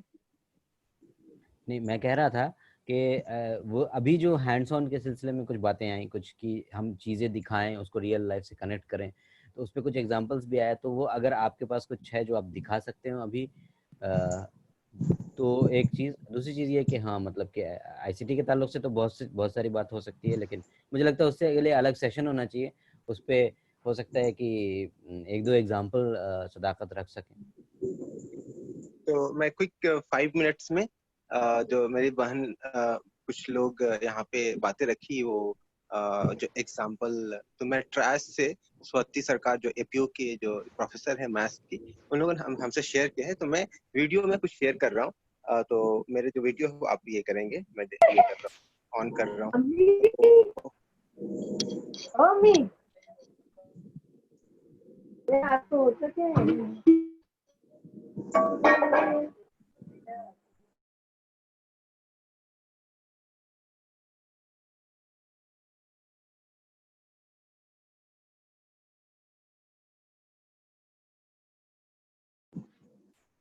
सॉरी, डिस्टरबेंस की वजह से मुझे सबको म्यूट कर देना पड़ा था। मैं जो साहब भी बोल रहे थे, आप खुद को अनम्यूट कर लें। हाँ जी, मैं अभी दिखा रहा हूँ कि आप कैसे ट्रैश से बच्चों को मैथ सिखा सकते हैं। ये काउंटर है, काउंटर से जो है आप छोटे बच्चे से नहीं, किंडरगार्टन के बच्चों को काउंटिंग कैसे सिखा सकते हैं। तो ये जो काउंटर है, आप ये देख रहे हैं कि ये जूते का जो क्या नाम है, कार्टून से या कोई भी कार्टून से या शादी कार्ड से बना सकते हैं। और एक अच्छा होगा कि एक तरफा कोई कलर कर दीजिए। यहाँ ग्रीन कलर किया हुआ है। आप ये एक बच्चा जो है बहुत अच्छे से इसको बच्चा अगर खा भी ले तो मतलब कुछ होगा नहीं, मतलब पेपर है तो इट्स ओके। मतलब बच्चे ना कोई भी चीज को मुंह में ले लेता है। तो ये आप इस तरीके से काउंटर से आप उनको गिनती या काफी एक्टिविटीज, एडिशन, सब्ट्रैक्शन और ग्रेटर देन, लेस देन, काफी चीजें इनको सिखा सकते हैं। एक तो ये इससे ये है। इसे कोई बता रहे थे कि एक ये भी एग्जांपल है जो अभी ये आ रहा था काउंटिंग के ऊपर, कि अगर 300 है, 348 मैंने जो सवाल उठाया था, तो उस सिलसिले पे ये है कि इस तरीके से अगर आप ये बना लें, ये 100 का मतलब ना प्लेट है, ये बड़े स्केल पे है। छोटे स्केल पे जो है आप ऐसे बना सकते हैं। कोई भी टीचर ये देखें, ये 100 का ये है, मतलब ये देखें सिंपल से एक कार्ड में, शादी के कार्ड, या कोई भी जो टी पैड होता है, टी बैग आता है, या फिर देखिए फॉर एग्जांपल ये एक टी बैग है, तो इसका जो ये कवच है, इससे ये बनाया गया है, इसमें पेपर डाल के। मैथ्स का जो वो नहीं है लाइनिंग वाला, तो इस पे अब देखिए इसमें जो है सब चिपका दिया है। ये हो गया 100 का। ये यहाँ पे देखिए ये आ गया आपका 10 का। तो अब सिंपल जैसे अभी एक सिस्टर बता रही थी कि ये चीजें टीचर अगर घर से अगर या मतलब प्रिपरेशन शुरू से कर ले तो उसको आसानी होती है क्लास में। ये चीजें आपको एडिशन, सब्सट्रैक्शन, या फिर जो प्लेस वैल्यू, एक मेरे कोई भाई बता रहे थे कि करेंसी से कर सकते हैं। बड़ी अच्छी एग्जांपल है, इसको भी यूज कर सकते हैं करेंसी के साथ साथ। सिमिलरली अगर नंबर है तो नंबर के बड़े ये अपने से लिख के ले जा सकते हैं। इसी तरह उसी का जो काउंटर है, एक काउंटर का एक अलग फॉर्म ये है। तो ये एक मतलब उसका एक अच्छा सा ये भी बनाया गया है कि आप कैसे इसको ना प्रॉपरली रख भी सकते हैं। जस्ट आपको स्टैपलर कर देना है, तो आप अच्छे से यहाँ पे कायदे से रख सकते हैं। तो यहाँ आप देखिएगा कि ये जो है, आप देखें यहाँ पे 10 ये है, बड़े बड़े, अगर बड़ा क्लासरूम बड़ा है, अब बड़े ये पे ये बना सकते हैं, जिस कार्टून का बना हुआ है ना। तो ये एक ये 1 ये यूनिट है, ये 10 है, ये वाला 10 है, और फिर ये जो है वो 100 है। तो सिमिलरली सिमिलरली जो है आप जैसे ये आता है एंगल पे, इसमें देखेंगे कि ये फ्रैक्शन है। आप जैसे फ्रैक्शन पढ़ते हैं तो ये फ्रैक्शंस का कितना पार्ट है, ये 1 2 3 4, ये 4th पार्ट है ना। तो ये इस तरह से जैसे ये टी बैग में बना हुआ है। तो सिंपली जो ट्रायड से आप मैथ्स के कैसे टूल्स को बना सकते हैं, है ना। तो इसको देखिएगा कि ये पूरा अगर चार्ट लगाएं सेक्शन या फ्रैक्शन को, तो इजीली बना सकते हैं। तो इसकी कोई जरूरी नहीं आप मार्केट से इसको खरीदें। तो अगर आप कोई भी टीचर ये इस चीज को अपने से बनाता है अपने हाथों से, तो उनके ऊपर ये एक ऑनरशिप होती है, और वो बहुत इंटरेस्ट से बच्चों के साथ पढ़ाने की कोशिश करता है।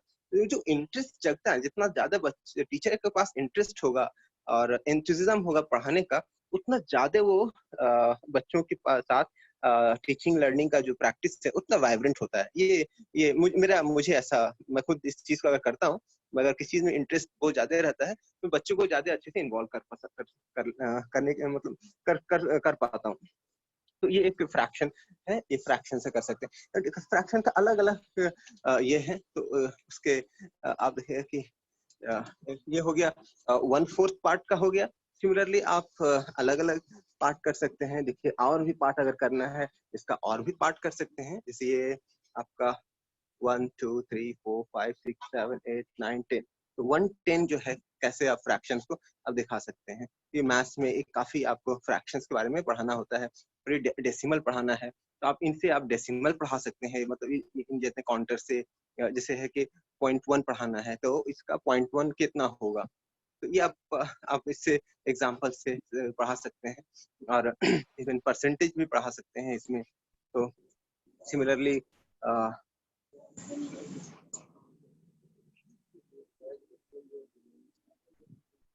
ये काउंटर का अलग, फ्रैक्शंस का अलग अलग। अच्छा यहाँ पे है, आप देखेंगे 8 लिखा हुआ है, ये इसके अंदर में 5th ये है, इसके अंदर पे 10 था। देख रहे हैं ये बैग पे हमारे टीचर ने बना के रखा हुआ था। तो मैं टीचर से डिस्कशन भी नहीं किया, वो जस्ट मैं ऐसे ही फौरन लाया हूँ मैं। तो ये 1/3 है। इस तरह से जो अब देखिएगा कि पैकिंग भी जो है ना बहुत पिन करके किया गया है, बहुत आसानी से, इससे ये बाहर भी नहीं निकलता है। सिंपल मटेरियल से, इसमें कोई आपको बाहर से खरीदना भी नहीं है, बस इसको है ना एक प्लानिंग के द्वारा आपको बस टीचर, अब बनाने में कोई बहुत ज्यादा मेहनत भी नहीं। बट बच्चों को भी आप ये चीजें जो है, अगर बच्चे के पास भी रहे तो बच्चे भी ये चीज, मतलब हर बच्चे के पास ये टूल्स हों। मतलब मैं अपने स्कूल में जैसे आप इंस्ट्रूमेंट बॉक्स होता है ना, इसी तरह हम बच्चों को लर्निंग पिटारा बोलते हैं लाने के लिए। तो लर्निंग पिटारा में उनके पास सब कुछ होता है, कैंची होते हैं, स्केल होता है, मतलब काटने और ये करने का, बनाने का। तो ये सारे मटेरियल्स में बच्चों को, हर बच्चे के पास मैं बोलता हूँ अपने पास बना के रखो। जब टीचर जब पढ़ाने लगे तो उन चीज को आप यूज करो अपने लिए। सिर्फ ये सिर्फ टीचर के पास ना रहे, बच्चों के पास भी रहे। तो ये चीजें हैं। तो मैं अभी एक्चुअली बहुत ही फौरन मुझे अभी बोला गया था, मैं एक्सप्लेन नहीं कर पाऊंगा क्योंकि थोड़ा सा इसमें अब जब एक्सप्लेन करने लगे तो बात लंबी चली जाएगी। बस शॉर्ट में मैं दिखा रहा हूँ कि चीजें जो है आप कितनी आसानी से, अब जितनी भी चीजें देखें यहाँ पे कितने, अब फॉर एग्जाम्पल ये इससे आप फ्रैक्शन पढ़ा सकते हैं, या फिर अभी हम लोग प्लेस वैल्यू पर ये कर रहे थे। ये 8000 का प्लेस वैल्यू है, देख रहे हैं, इकाई, दहाई, सैकड़ा, हजार, 10,000, 8000 का, सॉरी 80,000 यूनिट प्लेस है। ये 10 का प्लेस, 100 का प्लेस, ये कैसे बच्चों को प्लेस वैल्यू इससे भी पढ़ा सकते हैं, जो करेंसी के साथ भी। ये पूरा जो है चीजें आप खुद से भी इसको बना सकते हैं। ये देखिए आप खुद से बनाया हुआ है, इसको जो है ये जो टी बैग है इससे बनाया गया था, क्योंकि हमारे गांव में और हमारे इलाके में झारखंड बिहार में शादियां बहुत होती हैं और कार्ड्स बहुत आसानी से मिल जाता है। तो एक कार्ड का दाम 10 रुपये होता है। तो हमारे पास कार्ड हम लोग डिस्ट्रॉय नहीं करते हैं, उसको हम लोग TLM बनाने की कोशिश करते हैं। मैथ्स का TLM बहुत अच्छा बनता है, ये मैथ्स नहीं काफी चीजों का। सिमिलरली ये आपका काउंटर है छोटे बच्चों को सिखाने के लिए। और फॉर एग्जांपल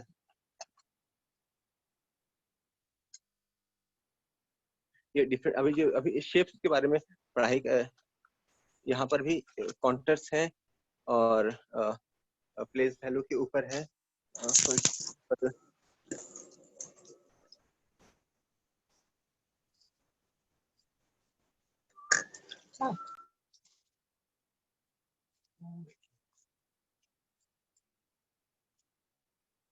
ये देखिए अलजेब्रा टाइल्स है, आपको पता होगा अलजेब्रा टाइल्स। अगर आप चाहें तो मैं इसको किसी और सेशन पे, ये भी अलजेब्रा टाइल्स है। अब देखिए ये A4 शीट जिस पे आता है उसका ये पूरा अलजेब्रा टाइल्स का पूरा सेट है। जी, तो मेरे ख्याल से साजिद भाई हमारे सामने कुछ एग्जांपल्स है। हमारा अगर आप लोग चाहें तो हम लोग एक सेशन भी कर सकते हैं इस पे, और बहुत सारे एग्जांपल्स आपके सामने आ सकते हैं, ऐसे एग्जांपल जो आप मतलब देख लें और बना लें, तो ऐसा भी हो सकता है। और भी जो हमारे सामने अभी जो बहुत सारे टीचर्स के थॉट्स है, एक्सपीरियंसेस है, उसको हम चाहेंगे कि अगर हम और ज़्यादा उसको डॉक्यूमेंट कर दें, शेयर करें। जैसे कि टीचिंग उर्दू हमारा वेबसाइट है, उस पर आपके अपने एक्सपीरियंसेस या आप कुछ बना रहे हैं, उसके फोटोज़ और कुछ आपके थॉट्स या उस पर कुछ भी जो आप लिख करके हमारे साथ शेयर कर सकते हो। तो और अगर हम उस आपने इस वेबसाइट पे डालें तो बहुत सारे लोगों से जो इसमें वेबिनार में शरीक नहीं है, बाद में भी जा करके लोग जब सर्च करते हैं तो उनको मिल सकता है। और तो ये मतलब कि मेरी गुजारिश है सारे टीचर से, जिन लोगों, क्योंकि आपने जो बात बताई मतलब दे आर वेरी, वो बहुत इम्पोर्टेंट है और वही है जो कि ग्राउंड में हो रहा है। और बहुत ही इंटरेस्टिंग बातें आपकी तरफ से आई हैं और बहुत ही मतलब कि बहुत होपफुल लगता है ये सब सुन करके, बहुत कि भाई ये सब चल रहा है, टीचर जो ये सारी चीज़ें कर रहे हैं, तो इसको और रेप्लिकेट किया जाए, उसको और बढ़ाया जाए। और मुझे लगता है कि ये मैथ्स TLM पे एक सेशन साजिद भाई के साथ हम कर सकते हैं, और उसी तरीके से और भी कुछ सेशंस रखा जा सकता है इसी के ताल्लुक से, अगर आप लोग कहें तो। और आप लोगों के और आप लोग भी आप बोले कि हमने कुछ बनाया है और हम इस पे एक सेशन लेना चाहते हैं, तो प्लीज़ हमें मतलब कि बताएं, ताकि हम लोग मतलब चूंकि हम लोग जो करने की कोशिश कर रहे हैं वो एक कम्युनिटी बनाने की कोशिश कर रहे हैं, उसमें कोई एक आदमी बैठ करके कुछ बतला नहीं रहा है, कोई एक ज्ञानी, बल्कि हम लोग सब एक दूसरे से सीखने की कोशिश कर रहे हैं। और इसलिए प्लीज़ ये भी हमारी आपसे गुजारिश है। आज का जो सेशन था, हमने जो प्लान किया था वो इसलिए इस तरह प्लान किया था कि हम टीचर्स के थ्रू रखेंगे। तो और मुझे लगता है इस सेशन में बहुत सारे टीचर्स ने खुल करके बहुत सारी बातें रखी हैं, तो उनके पास भी बहुत सारे आइडियाज़ हैं जो कि शेयर होने चाहिए। जी, हम टीचिंग उर्दू के वेबसाइट की लिंक, इसी तरह व्हाट्सएप और टेलीग्राम जो हमारा ऑफिशियल चैनल है, उसकी लिंक हमने चैट बॉक्स में डाल दी है, आप उससे इस्तेमाल कर सकते हैं ग्रुप्स में ऐड करने के लिए। इसी तरह हमारा ईमेल आईडी भी दे दिया गया है।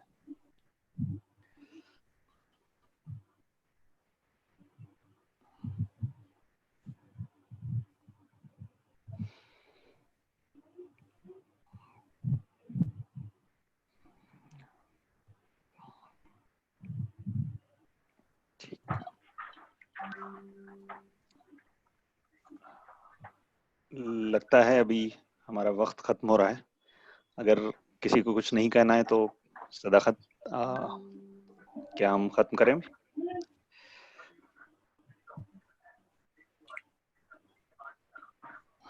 मुझे लगता है कि ICT के भी ताल्लुक से हम लोग एक सेशन रख सकते हैं सदाकत का, तो आगे चल के मैथ्स और ICT या ICT इन मैथ्स, या उसमें इंटरेक्शन भी रख सकते हैं हम लोग।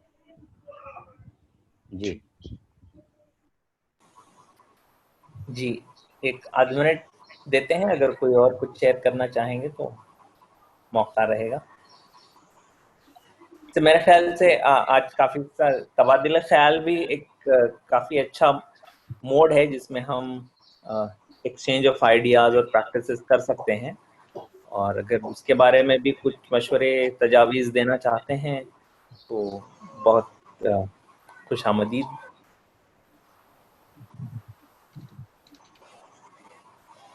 हमारी वेबसाइट पर भी जैसे मुजाहिद बता रहे थे कि हम चाहते हैं कि बहुत सारे फॉर्मेट्स में बहुत सारे तरीक़े का और ढंग का मवाद हम जनरेट करें, मुहैया कर सकें wider Urdu teaching learning community के लिए। तो उसमें आप समझते हैं कि और कोई दूसरे ज़राए हैं, मौक़े हैं जिसके ज़रिए से कंट्रीब्यूशन किया जा सकता है, तब भी आप इसमें शामिल हों, तजावीज़ पेश करें और हम सब मिलकर एक मुतहर्रिक और वाइब्रेंट कम्युनिटी की तश्कील करें इंशाल्लाह।